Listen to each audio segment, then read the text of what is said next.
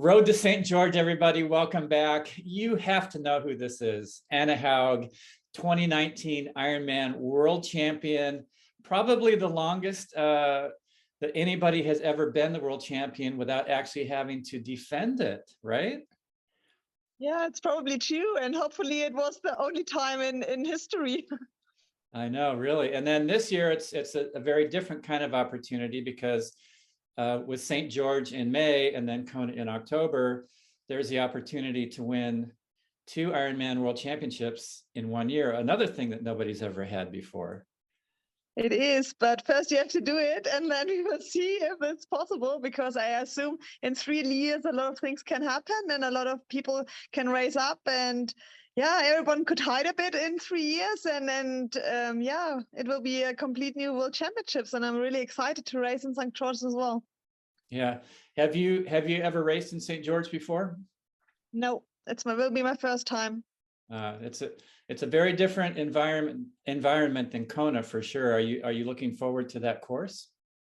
Yes, definitely, because I think it's always good to have a little bit of a change, because I think Kona is so specific, and maybe it suits some athletes more than some others, and to make really World Champion should be the best on Ironman course, and if it change a bit, so different athlete maybe have a better chance than in Kona. So I'm really excited to race another race and prove that I can be good on another course in Kona as well. So it's a challenge, and I'm really excited to race.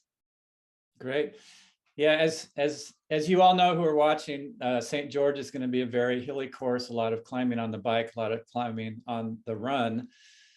Anna, I spoke with Patrick Lange a couple of weeks ago, and he really felt like the course in St. George is suited to someone like himself or like yourself, maybe a little lighter athlete, a better runner. You can really attack on those hills and run a really, really fast marathon.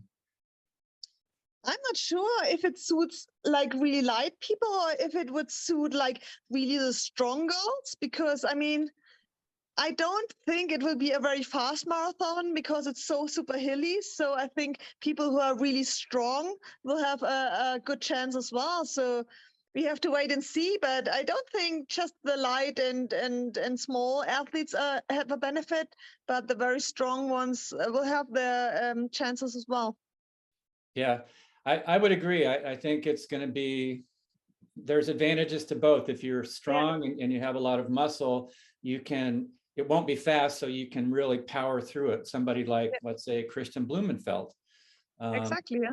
But then you look at, let's say, Ironman 70.3 World Championship last September, Gustav Eden, a lighter athlete, really, really had an amazing run there. So it'll be interesting.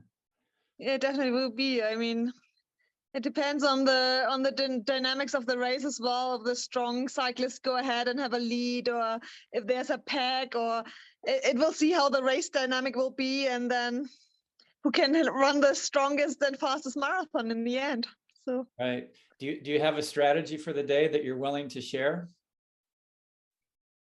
I don't really have a strategy, to be honest. I mean, when the gun goes off, I try my very best and try to stay focused and do a bit my own race, not to get too confused what everyone else is doing, because I think you really have to control yourself, that you have enough energy to run a good marathon, because I mean, the marathon is my thing, and I want to run a really fast marathon. So I must be very controlled and see how the race will unfold. But I mean, you can have the best plans in advance, and then the race happens, and everything is different. So you have to make smart decision in the race. And I think it's useless to make any plans beforehand, because a race is always so different.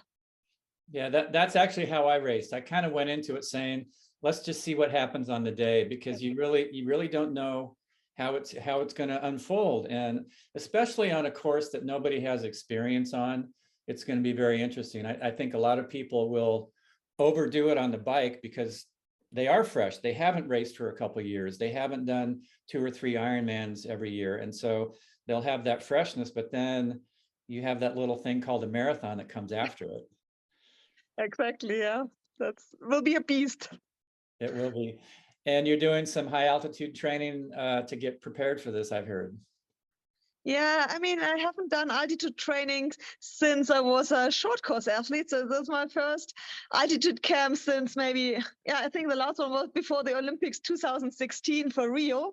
So I was really excited to have an altitude camp and see how it unfolds on Ironman as well. So yeah, I'm struggling a bit, to be honest, but it's enough time and I will see if I have a benefit. And it's a bit of trial and error for Utah. And if it works quite well, maybe I will integrate it more often and for Kona as well. So I have to start right now and see how it works. And yeah, I like to do some new stuff. And I think I have to be at my very best to be competitive. And I see maybe it will enhance my performance a bit. So that's the reason why I'm here and try to see how it works. Great. Well, I hope it works well for you. It definitely worked well for me. I trained in Boulder, Colorado, quite a Okay. bit getting ready for Kona, and I really felt like for me it helped. Not every athlete adapts to altitude, but if you do, I think it's a really good thing. Do you have any races prior to St. George to get ready? Yes, I will race 70.3 Lanzarote straight from altitude to see if it's better to race straight from altitude. And 3 weeks later, I will race Challenge Salou to see if altitude and a little bit of rest and a little speed training at sea level is better. So yeah, I have some test races and then I hopefully be ready for St. George. Well, good luck with that. I do have one more question before we depart here today. For those of you who don't know, looking at Anna, you probably won't guess, but she's 39 years old. So if she could win in St. George or Kona, she would become the oldest Ironman World Champion ever, man or woman. That has to be a pretty exciting motivation for you? To be honest, I mean, I don't really care about my age because I feel like 25. I mean, nothing really changed. So I'm still motivated like I was 15 years ago. And as long as I improve every year and I feel all the effort I put inside shows in performance, I'm willing to go on. So I don't really feel like 39. I think it's just a number, and the mindset is much more important, and the power you're willing to put in every day, and yeah, kick your ass every day to get better. I think that's the most important thing, and that's still what I feel. So I don't really care about my age. So Well, you're definitely like a bubbly 25-year-old. It's pretty great to see that. But one last comment. I spoke with Danielle Arif, and you could tell that she was kind of like, okay, let's get St. George on because Anna has had that title for too many years now. I think probably a lot of the women are going like, okay, it's our turn now. She's had that title for over 2 years. How has that been to be the world champion for over 2 years and no racing in between? yeah, I mean, it's hard. I mean, Daniela Reef had so much more world championship titles like I have, so I would say it's worth to defend it.